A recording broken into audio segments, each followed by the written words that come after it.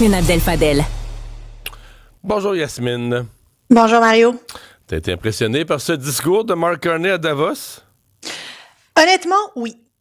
Oui, parce que c'était un discours d'une lucidité dramatique, comme j'aime le dire depuis hier, et un discours évidemment de rupture qui était, compte tenu de la circonstance d'où est Mark Carney, où est le Canada, où sont les pays qui veulent faire affaire avec les États-Unis, courageux.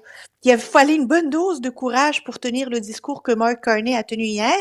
Et d'ailleurs, j'en veux pour preuve les réactions de plusieurs observateurs de relations internationales à travers le monde. Là, je parle pas juste des Canadiens ou des Américains, mais notamment des Européens, des Allemands, qui finalement disent, ben, il y a quelqu'un qui dit tout haut ce que tout le monde pense tout bas et n'ose pas le dire.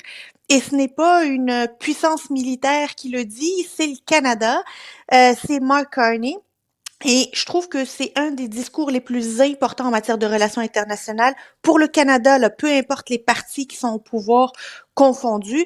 Un Mark Carney qui ne fait pas dans la, qui ne s'enfarge pas dans les déclarations diplomatiques là qui ne veulent absolument rien dire.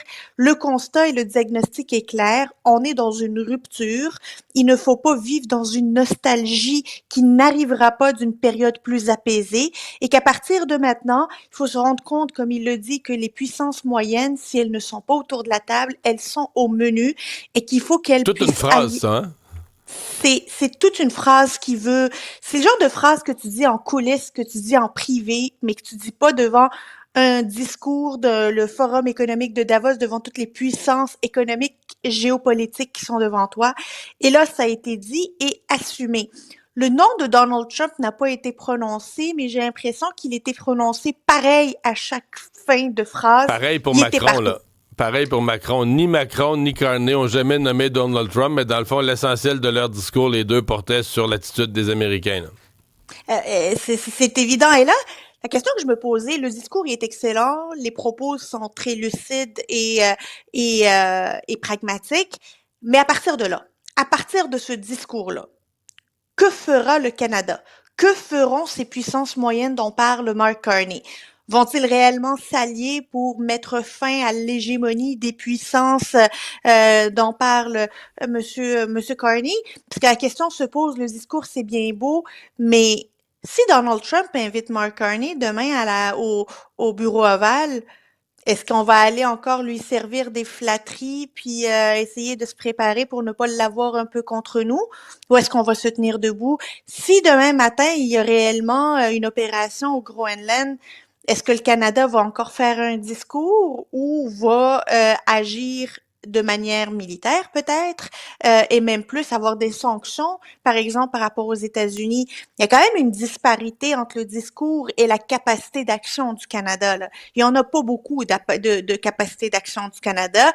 Et oui, je le disais et je le redis, c'est courageux, mais entre l'entente de la Chine et le discours de Davos, est-ce que la colère de Donald Trump va finir par nous tomber dessus comme une foudre?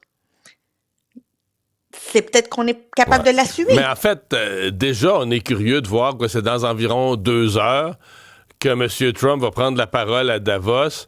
Je le disais à moitié à la blague tout à l'heure au collègue Stéphane Bureau, mais là, son avion n'a pas marché. Il est obligé de rebrousser chemin, changer d'avion. Déjà, il a perdu, à mon avis, il a dû perdre un bon 3 heures de sommeil en avion à travers ça.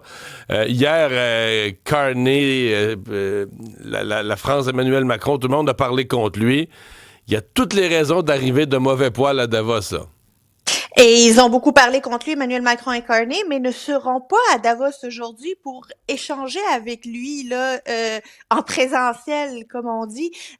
Ni Emmanuel Macron ni Mark Carney ne vont le rencontrer. Ils ont quitté déjà Davos là, ils ne vont pas rencontrer Monsieur Trump. Est-ce qu'il pourrait lui aussi se servir de ce parterre-là pour envoyer des flèches à ses alliés ennemis là? Je ne sais pas si on peut appeler ça encore des alliés. Faut dire que c'est lui qui a consommé la rupture, mais Mark Carney joue beaucoup, et il est mieux de pas se tromper. D'autres appuis pour celle qui semble prendre un certain air d'aller dans la course à la chefferie de la CAQ, Christine Fréchette. Oui, on a vu les appuis d'hier depuis cette semaine. J'ai l'impression que sa campagne prend un petit peu d'accélération. Aujourd'hui, c'est la ministre de la Famille, Catherine Champagne-Jourdain, qui appuie Madame Fréchette. J'ai mis la main sur une déclaration de Madame Jourdain. Je vais te lire juste un paragraphe qui m'a interpellée et je te dirai pourquoi. Que ce soit en immigration, en matière de main-d'œuvre ou de développement économique, Christine sait conjuguer agilement les intérêts de chacun. C'est aussi une femme de valeur, préoccupée par les enjeux qui touchent le monde comme le coût de la vie, l'efficacité des services publics, l'éducation, la santé et la sécurité. Pourquoi ça m'a interpellée, Mario? C'est la question de l'immigration avec laquelle on commence ce paragraphe. Faut rappeler un élément, et Christine Fréchette et Simon Jolin Barrette ont été ministres de l'immigration. S'ils ont un dénominateur commun, c'est d'avoir eu le même portefeuille avec des bilans, Mais disons, pas la même différents. approche. Pas la même approche. Et j'ai l'impression que c'est cette approche-là qui agit aujourd'hui à titre, tu sais, de frontière, là, entre qui, est-ce que le monde sont plus l'approche Christine Fréchette ou sont-ils plus l'approche Simon Jolin Barrette? Le fait que ça soit noté dans une déclaration d'un appui, pour moi, ça veut dire quelque chose quand on parle d'immigration et de Christine Fréchette. Et si on parle de cette course, je le soulignais plus tôt dans l'émission, c'est une journée, à mon avis, où il faut devenir attentif à l'arrivée potentielle d'un troisième candidat là, qui pourrait ça s'active vraiment dans la réflexion autour de Bernard Drinville. Un peu comme les deux autres, je pense lui a rien annoncé. Je suis pas sûr que sa réflexion soit complétée. Mais il y a clairement des gens dans la CAQ présentement qui voudraient le voir se présenter. Et je serais pas surpris qu'avant le coucher du soleil aujourd'hui, il y en ait qui se soient manifestés à suivre. Mais juste pour te dire, il y aurait aussi Yann Lafrenière qui annoncerait l'appui de Christine Fréchette aujourd'hui. Mais oui, il est vrai qu'il y aurait des députés, des élus, même certains ministres qui pourraient appuyer Monsieur Drainville dès aujourd'hui. À suivre. Merci. À demain. Au revoir.